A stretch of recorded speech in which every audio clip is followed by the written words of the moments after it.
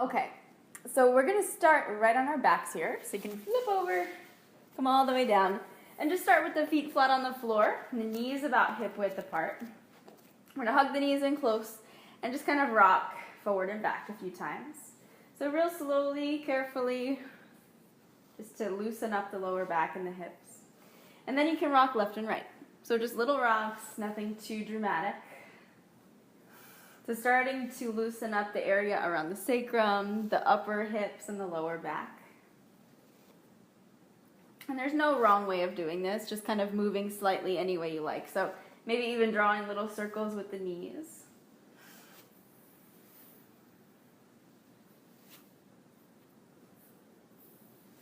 Do one more each way. And then once you finish, go ahead and plant both feet down. About hip width apart, just far enough away from the hips so that you have some space between the heels and the hips. Bring the hands down, we're going to press up to a low bridge. So squeeze the sits bones together. Lift the ribs up off the floor. Keep the shoulders relaxing back and take the hands down. So as you exhale, lower back down slowly. We're just going to come up and down a few times. So 1 inch at a time, lower the back. And then again, on an inhale, start to press up. So you don't have to go super high, just enough to get the ribs up, and then stop. Make sure you're trying to shorten up the front, so you're squeezing the belly in and lengthening that area around the lower back. On an exhale, slowly take it back down.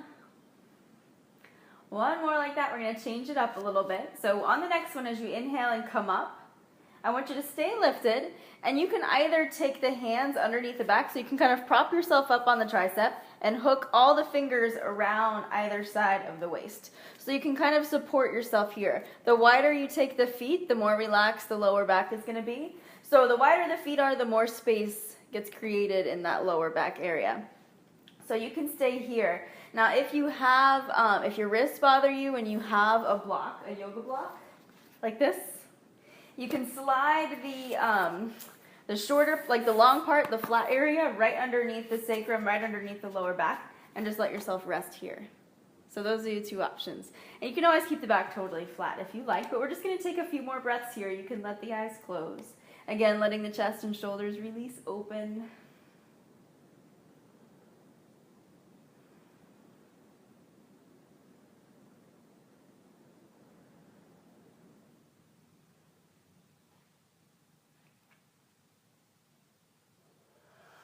And then gradually start to press back into the feet. Lift the hips up. Take your block out from underneath you if it was there. And slowly lower all the way back down. Okay. Stack both knees right over the hips at 90 degrees. And I want you to take the right ankle and cross it over the left thigh. So then you're going to reach through that little window there, grab a hold of the left shin, and relax the upper body back down. So you're going to start to hug the legs in close to you. But keep the hips back, keep them down on the floor, keep the shoulders relaxed, and maybe let the eyes close. So make sure you're flexing the right heel and relaxing the left leg. So you're isolating that stretch to the right hip.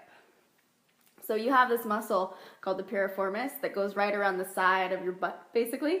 And if you have a lot of sciatic nerve pain, a lot of times it's just because of tension in that muscle. So doing a stretch like this gets into that and allows it to soften up and release a little bit. So we're just going to hold for a bit longer.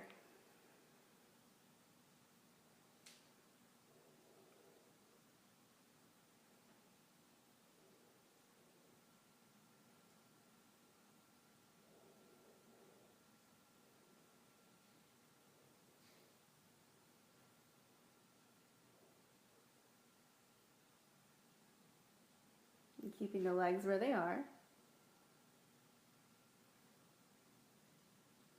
You can slowly start to release the hands. Uncross the right leg. Take the left ankle, cross it over the right thigh. And then pull the knees back in. Wrap the hands around the right shin. And again, keep the shoulders back and down. Relaxing the right foot, flex the left ankle. And keep gently squeezing that left knee away from you. So you want to get into that side of the left hip.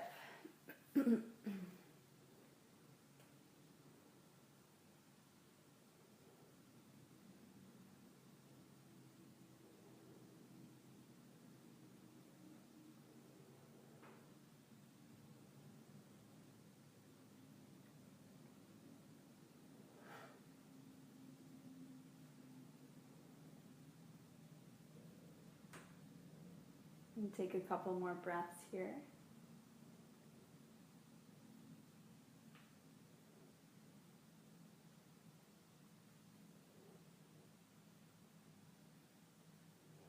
And keep the legs as they are, just release the hands. Unhook the left leg, pull both knees in towards the chest, and again, just kind of rock forward and back, left and right. Keep the knees apart a little bit so that you can, again, open up that lower back area. On your next inhale, I want you to roll up to a comfortable seat. And we're going to kind of stretch the back a bit more. So you can stay where you are. I'm just going to turn to face you so you have a better angle. So the feet are going to come about as wide as your mat. So the shortest width of your mat is about how wide the feet are going to be.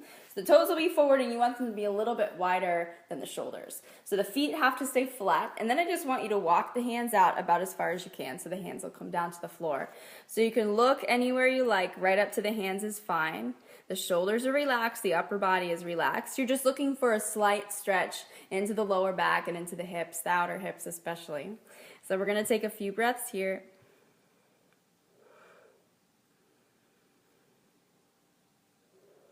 So you're just letting gravity kind of help you down.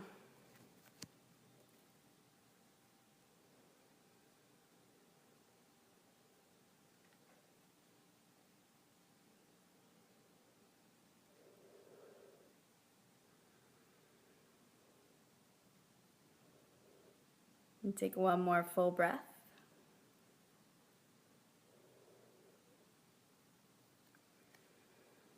Slowly start to walk the hands back in. And you can bring the feet together, knees together, and swing the feet back. We're going to come to a downward facing dog, but a little bit different today. I want you to take the feet about as wide as the mat, so wider than you would normally stand. Keep pressing. You can pedal up the legs as we normally would. And just start to press one heel down and then the other, pressing firmly into both hands. So both hands are still under the shoulders, nothing new there. But the feet are a little bit wider just to give the lower back a break.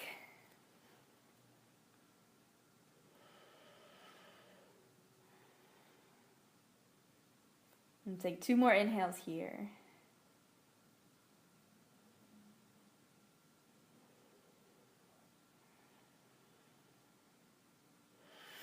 And when you're ready, step the feet under the hips just to transition the other to the next thing. You're going to take the left foot all the way up to the hands. Step the right knee down and sink the hips really low. So for this one, I want you to turn the left toes to the side, just to the diagonal. Flex the heel really firmly and roll to the pinky edge of that left foot. So I'll let you know that this is an option. So if rolling to the edge of that foot is a little bit much, you can keep it flat on the floor. So no big deal. And take both hands to the inside of that foot wherever you decide to end up. So keep pressing the right hip forward. Look just ahead of the hands and take a few breaths here. If you feel like you need a little bit more, you can always drop to the forearms. Make sure that the back stays really long and straight, so try not to hunch forward. Keep lifting the sternum ahead of you. And we'll take a few more breaths.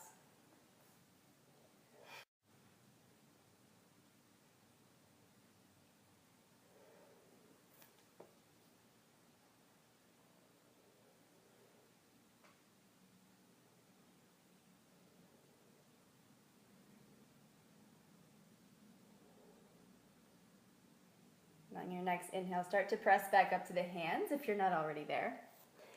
Bring the left foot flat and start to walk the toes back to the center and let the hands frame the foot.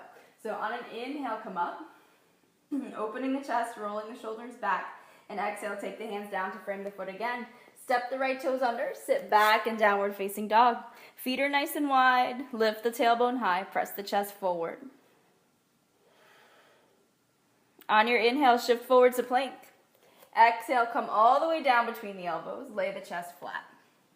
So we're going to come to a wide, I don't know, like a wide-legged locust, I guess. So if you bring the hands under the shoulders, you can look just at the end of your mat. Take the feet up and bring them wide apart. So about as wide as the mat again. Energize through the balls of both feet and just start to lift the chest, lift the legs. Take a couple breaths here. On your exhale, lower down, turn the head to the left. Relax, relax. We're going to do one more. So bring the hands under the shoulders again. Look just at the head of your mat. Feet are mat width apart. Energize through both feet and lift the legs, lift the chest a little higher. So just to get the blood flowing down to the hips, especially the sides of the hips. Again, that piriformis muscle. Just want to release it, and then strengthening the muscles of the lower back will also help alleviate any of that sciatic nerve pain that you may get. Take one more inhale. Now your exhale, lower down, turn the head the other way. Relaxing the whole body.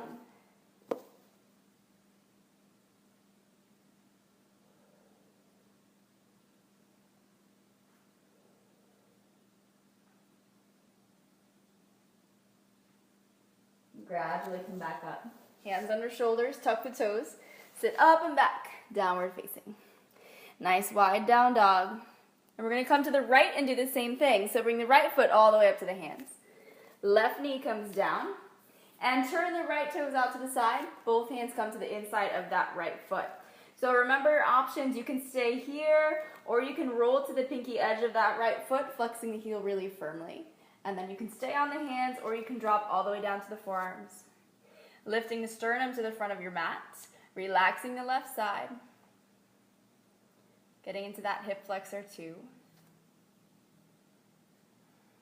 Maybe let the eyes close.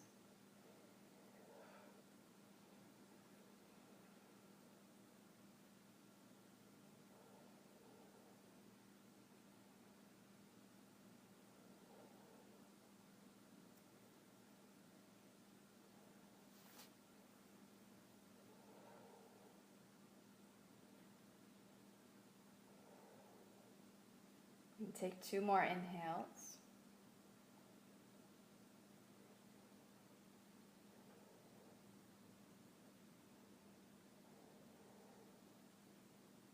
Gradually press into the hands. Lifting your chest back up. Turn the right toes so that they face the front of your mat. Let the hands frame that right foot and then tuck the left toes under. Sit up and back. Downward facing dog. Regular down dog.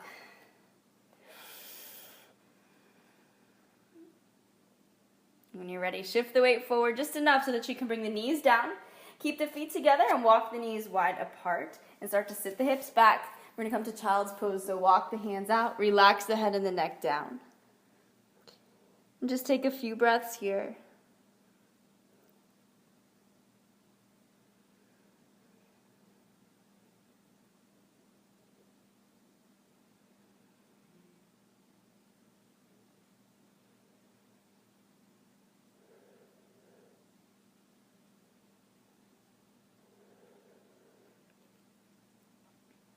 And on your next inhale, start to walk the hands back in.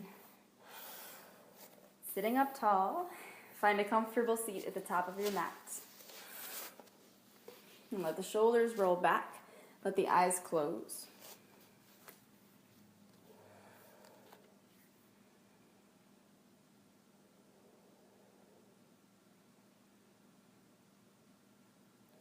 And just take 3 more breaths where you are.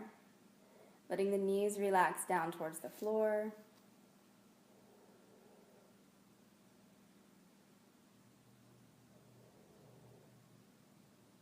And on your next inhale, sweep the arms up overhead. Bring the palms together and exhale them right down to the heart center, sealing in your practice. Open the eyes. Namaste.